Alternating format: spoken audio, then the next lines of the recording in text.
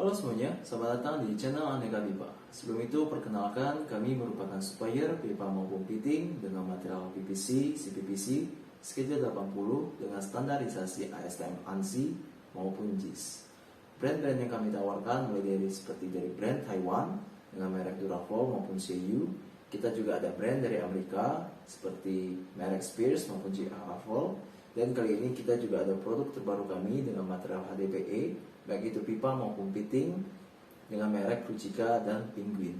Jadi bagi kalian yang ingin memesan produk kami, baik itu pipa maupun fitting dengan material PVC, CPVC maupun HDPE, bisa langsung menghubungi kami di nomor 0813 4068 5097, atau bagi kalian yang ingin belanja dengan aman dengan kami, bisa langsung klik link Tokopedia kami yang ada di kolom deskripsi ya.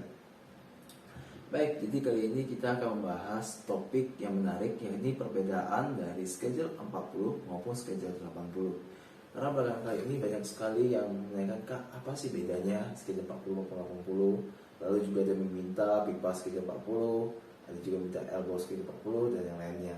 Oke, jadi sebelum itu kami menginformasikan bahwa Aneka Pipa hanya menjual pipa maupun fitting schedule 80. Jadi untuk schedule 40 kami tidak menyediakannya ya. Jadi baik, kita langsung saja. Apa sih perbedaan pertamanya? Jadi perbedaan yang paling mendasar dapat dilihat dari schedule 80 maupun schedule 40 adalah dari harganya.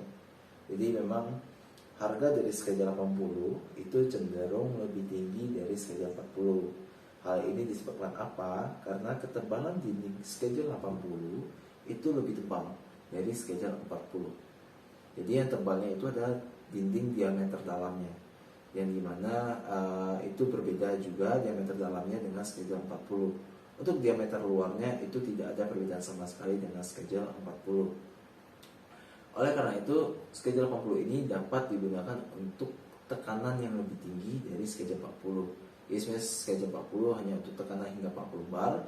Nah, di atas itu bisa digunakan untuk schedule 80. Nah, itu untuk tekanannya. Lalu untuk beratnya juga schedule 80 itu cenderung lebih berat dari schedule 40. Itu dari segi kita bisa lihat ya, dari pegangan kita secara fisik. Lalu juga schedule 80 ini pada biasanya itu dialiri dengan aliran fluida atau bahan kimia yang cenderung korosif. Seperti contohnya ya, sebuah apartemen yang menggunakan air laut untuk menjadikan air bersih. Nah, itu kan air laut itu kan cenderung kotor ya dan asin, sehingga mereka harus memprosesnya menggunakan bahan kimia untuk menjadi air bersih. Nah, itu pipa yang disalurkan maupun fittingnya itu harus yang dapat menahan bahan kimia yang korosif itu, karena kalau pipa yang tidak kuat itu ya mudah jadi hancur maupun tidak tahan lama.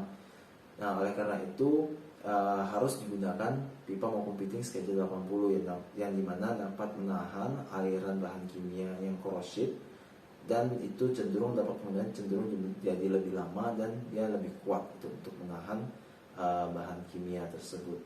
Jadi sebenarnya perbedaan antara schedule 40 maupun 80 itu saja sih.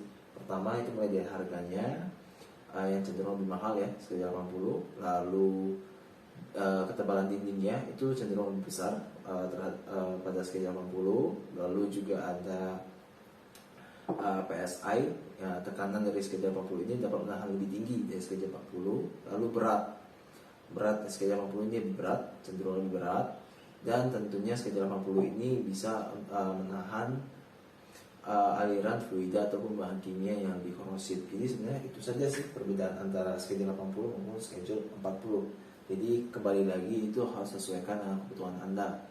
Apakah cukup saja dengan schedule 40 atau harus menggunakan schedule 80. Jadi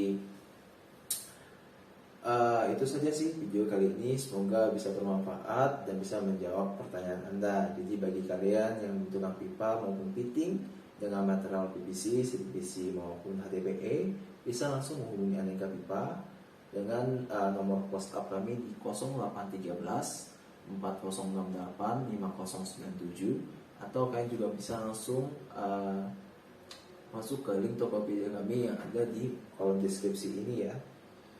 Oke, begitu saja video kali ini. See you on next video. Bye bye.